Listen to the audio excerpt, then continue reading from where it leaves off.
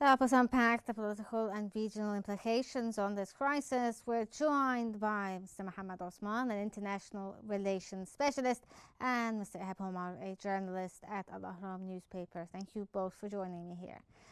Let's start off with Mr. Osman. What's your take here? What are the prospects for a meeting between Qatar's Prime Minister and the US officials to address the fallout from the Israeli airstrikes? How do you believe this meeting is going to go? Having you, Ham. I think that the main focus of this meeting will be a U.S. attempt to contain any rising tensions between Washington and Doha over the recent Israeli strikes on Qatar. As we all know, of course, we do know that the United States had prior knowledge of the Israeli attacks on Doha. It is still there up in the air whether the U.S. greenlit this attack or not, even though probably or most probably the United States did okay this strike on Hamas elements in Doha, as Israel would never dare attack a U.S. ally with such impunity without the consent of the United States. So now I think that the United States will be eager to de-escalate any tensions between it and Qatar at this point. And I think that the meeting between the Prime Minister of Qatar, Mohamed Al-Thani, and President Trump and other U.S. officials will focus on that, and will also focus on furthering defense cooperation between Qatar and the United States. We all know that both countries were discussing signing some sort of defense agreement or defense pact or defense partnership that Qatar was so eager to push forward.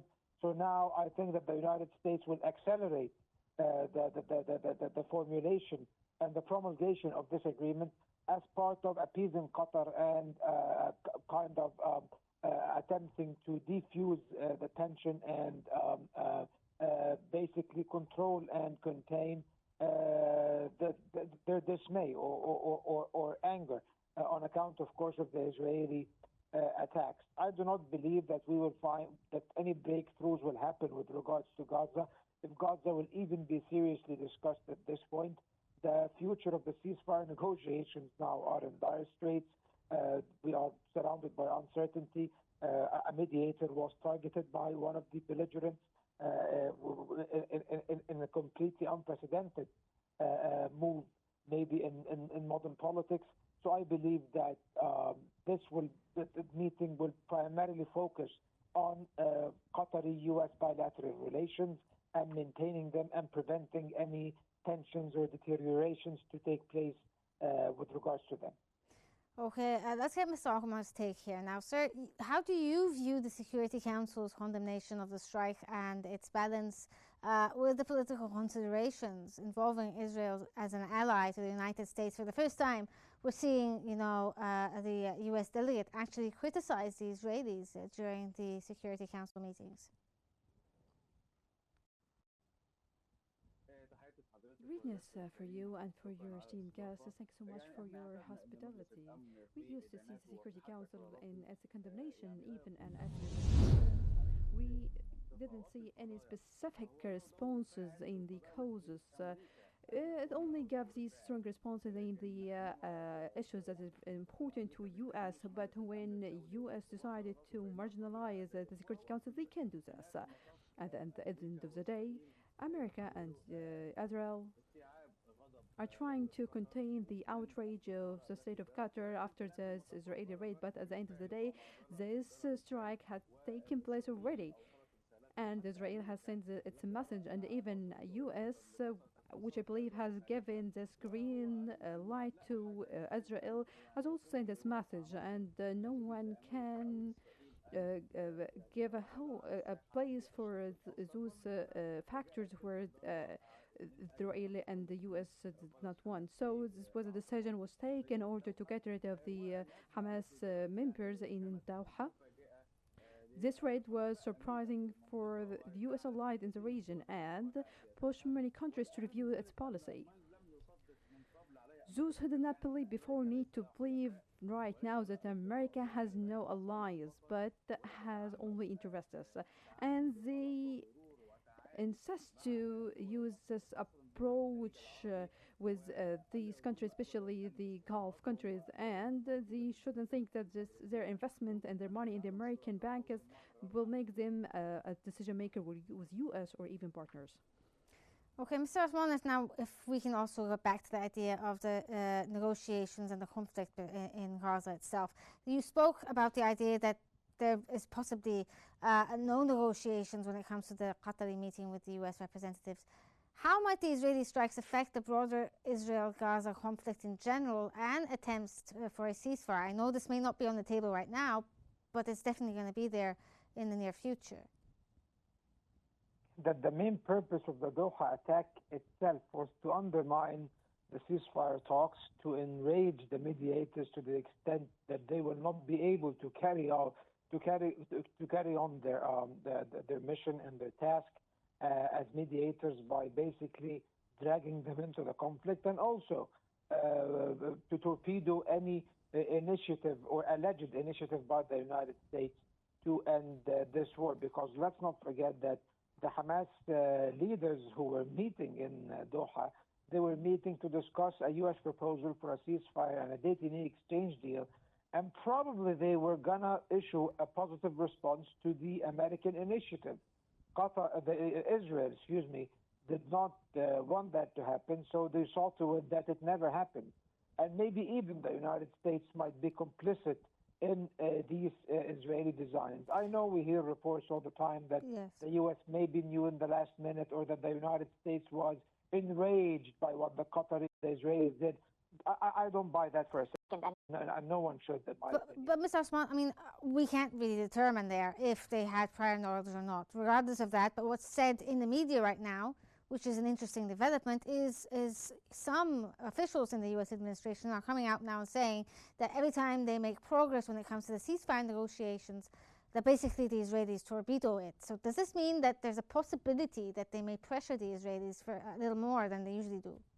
You know what, Reham? Because we have heard this before the bombing of Iran. If you don't remember, let me remind you with what happened then. Because a few days prior to bombing Iran, the U.S. and Iran were engaged in a very serious negotiating process over the nuclear program that was constructively moving forward, according to both Iranian and American sources.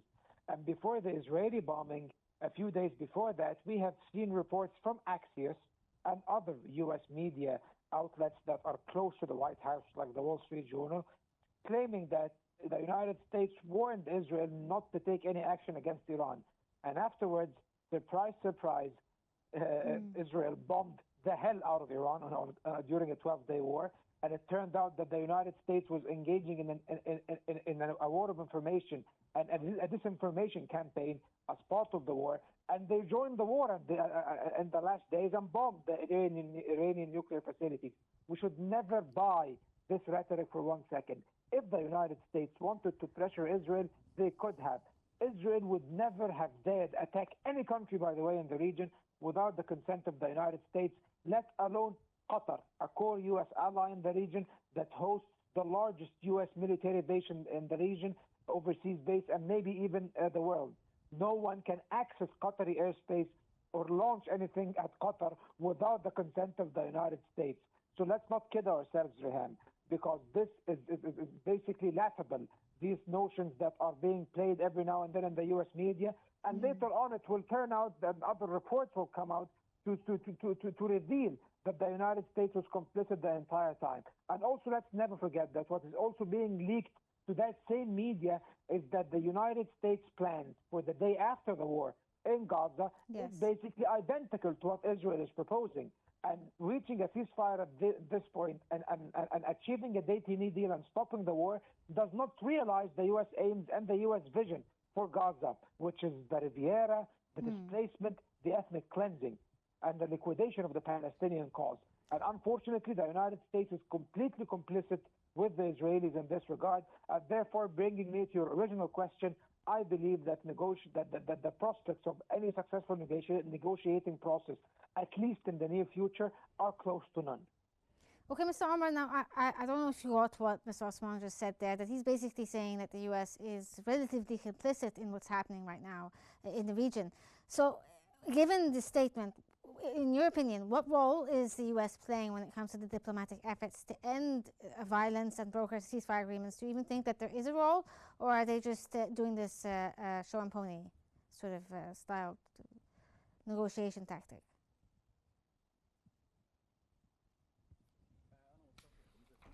I totally agree with that idea that U.S. Is complicit and they are pushing and moving Israel and they given the green light to Israel and also they are giving the plans to Israel. Israel just an American state as mentioned by the Egyptian scientist Gamal Hamdan. Israel is a 51 American state. So the Israeli propaganda just try to prove the opposite.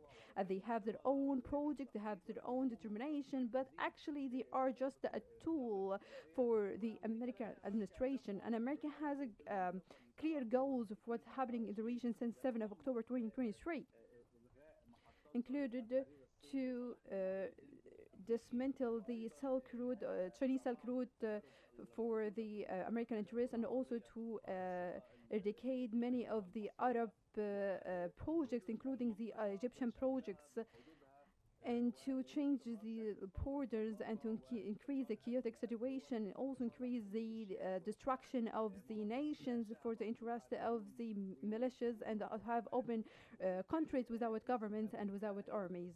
So U.S. owns this chaotic plan in Israel just a tool for executive.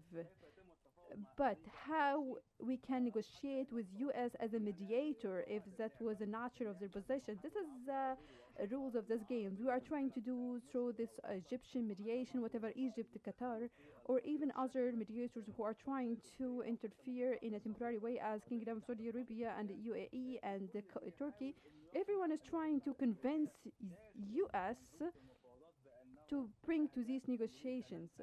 They are trying to convince them that the American goals have failed and the American goals are unrealistic. So at least the U.S. And the West, we need to have a ceasefire to protect this image for the American state and to give a message to Israel to stop these actions. And as we have seen, the Trump administration plan to Gaza Strip and also Biden administration plan, it's impossible to see these plans are coming by surprise after Hamas attack. These plans were prepared. These plans were designed before, just waiting for this step.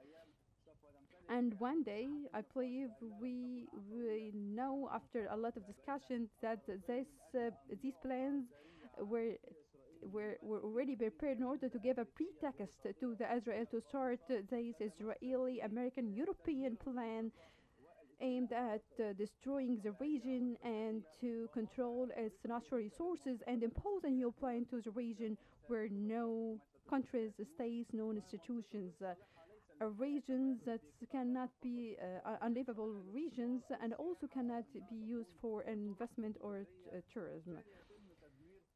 So they are trying to destroy the Chinese Silk project.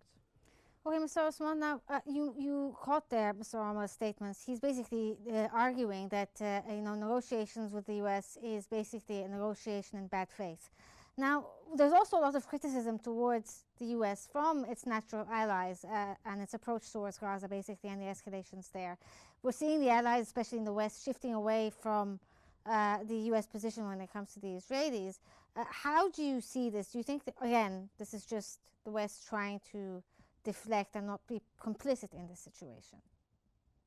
I think it is the truth is somewhere in the middle. I think there is a genuine shift in many Western circles, especially in Europe and even in the wider collective West against Israel at this point, because they cannot fathom the idea of having Israel as a responsible member of their self-perceived or self-proclaimed society of civilized nations, while it's indulging in genocide and mass killings on this scale with complete impunity and shamelessly, and they're even proud of it, and they're not even trying to hide it at this point for him. So of course this is alienating many Western governments and is causing them to take a more tough stance on Israel, at least vocally, at least, because their constituents, their public opinions in these countries has completely shifted against Israel and is pressuring their government to take a more tough stance on Israel. However, that does not mean that these countries will forfeit their strategic alliances with the United States, the leader of the Western world, or even with Israel, which is a very strategic asset to the United States and to the entirety of the West in a strategic region such as the Middle East. Because what we have seen right now is we have seen very strong condemnations for Israel's behavior. We have seen recognition of Palestinian statehood and pledges from other countries to recognize Palestine at some point. However, it never goes beyond that. Whenever the question of sanctions pops up, suddenly everyone is deaf. Everyone is acting as if they're not from this country. Because when the notion of sanctions is entertained, no one is really willing to take any decisive action on that front. And even when some EU countries tried to push the idea of suspending the association agreement between the EU and Israel, Germany stood in the way along with 14 other countries and sabotaged these entire efforts.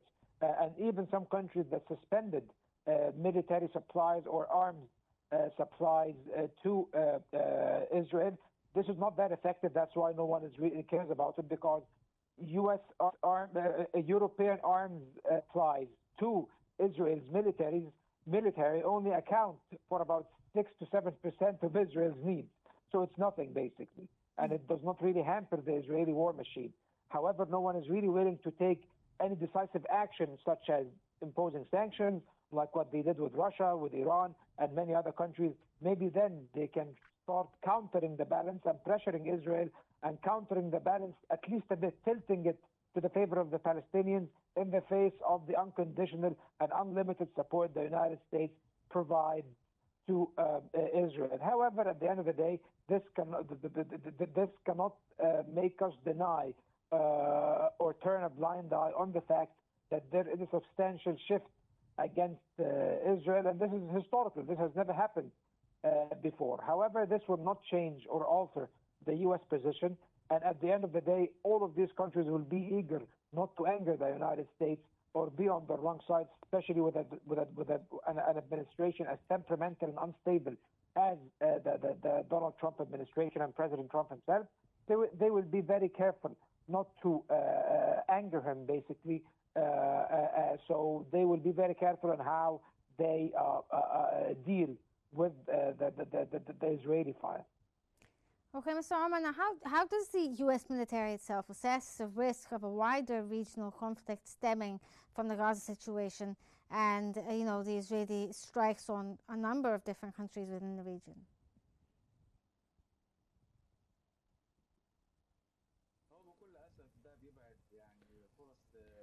Unfortunately, the chances of peace between Arab and Israel.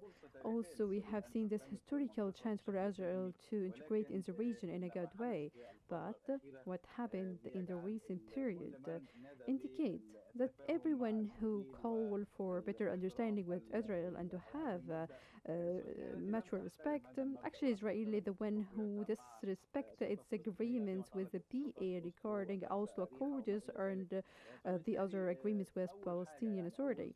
So the first lose is that the peace opportunities between Arab and Israel will be only on papers and cannot be on the ground. After that, what happened in Gaza Strip, this catastrophe has shown to the whole world that the international community and the Western camp are moving with double standards. And unlike what we have seen in Russia, what they imposed on Russia was unable to impose the same sanctions on Israel after the strikes on Lebanon, Qatar, Iran, and even We have seen what's happening in the Tunisia fleet, which as in the last 48 hours we have seen these strikes against these ships in Tunisia. So what is happening right now has made it clear for the whole world, especially to the Middle East people, that Israel is only a colonist who aim to expand, have extremist ideologies, ideas, only speak with the language of religious. So it is an Israeli laws, a long-term laws. Whatever the victories Israel was able to achieve, it will be only temporary. And the biggest loss here, in my opinion, is the manpower. 60,000 Palestinians were killed in Gaza Strip, and at least 150 Palestinians, 150,000 Palestinians are martyrs under the rebels. In addition to destruction of 5 Palestinian states, and all of these hostilities made by Israel against the Arab regions, I believe that it seems that Israel was able to expand and to prove that they have power and military power, but in my estimations, what happened is this the end of the Israeli project to prove that Israel only a part of a chess moved by the US whenever they want. And when US impose a ceasefire, that does not mean that everything will be reversed. We can see that US and Trump is speaking that they are going to govern Gaza Strip later, not Israel. And the same situation for the reconstruction development in the south of Lebanon. So in the past, he used to speak that Israel can take its decision on the international arena. I believe it was only a Zionist propaganda. A day after day, we can see the facts are revealed that the network of interests that control Europe is actually the one that control the Western governments, and Israel is only a follower to the American administration. Okay, Mr. Osman, now we know that the Israelis are not looking for long-term agreements and rather just a temporary truce, while the Palestinians are hopeful for a long-term agreement and an end to this violence. In your opinion, how do you assess or evaluate the likelihood of either scenario happening in the future? I think we are poised for an escalation, Rehab. I think that now Israel is, not I think, this is actually happening on the ground. Israel is moving forward with the ground operation against Gaza City. Most of the high-rise buildings have been demolished. Entire neighborhoods in the southern and eastern outskirts of Gaza City, like Al-Zaytun and others, have been completely wiped off the map. The Israelis already control about 40% of the administrative region of the city. About 150,000 people have already been displaced, and the remaining 600,000 to 700,000 are supposed to be are planned to be forcefully displaced by the Israelis in the coming days once the ground onslaught begins. The Gaza City is the largest city in the Gaza Strip, and it is the last standing urban center and the de facto capital of the Gaza Strip. So if it's wiped off the map, like many other cities in Gaza, like Beit Hanun and Rafah and huge parts of Khan Yunis, I think now that this will achieve the complete obliteration of what is left of features of life and signs of life in the Gaza Strip. And this, of course, will render the Palestinians, Israel plans to displace and move the entirety of the Palestinian population of Gaza to southern Gaza. Of course, this area, which is basically less than half the size of the already overpopulated Gaza Strip, will be extremely overpopulated. And now Gaza will literally be uninhabitable to man. It cannot be inhabited by such a large population, and they will start to push for the idea of displacing the Palestinians out of the Gaza Strip. Israel is already lobbying several countries around the world to receive displaced Palestinians from Gaza, and also they are even expanding the Kisufim border crossing in order to facilitate the movement of the population of Gaza from Gaza proper to the port of Ashdod and the airport of Ramon. So now there is an ethnic cleansing campaign that has been set in motion in its initial phase, and Israel is moving forward with it. So this will at least lead to, if it is, of course, completely undertaken, the partial displacement or cleansing of the Palestinians out of the Gaza Strip. So given this situation on the ground and the impunity Israel acts with and the lack of action by the United States, not only that, but also the support by the United States and the toleration of the United States of Israel's intransigent behavior against the Palestinians and against countries in the region, including Qatar, a U.S. ally of the United States, I do not see any prospects of reaching any resolution soon unless any of these variables change on the ground substantially. Okay, thank you, Mohamed Osman, an international relations specialist, and Ihab Omar, a journalist at Al Ahram newspaper. Thank you both for your insights and thank you for joining me here.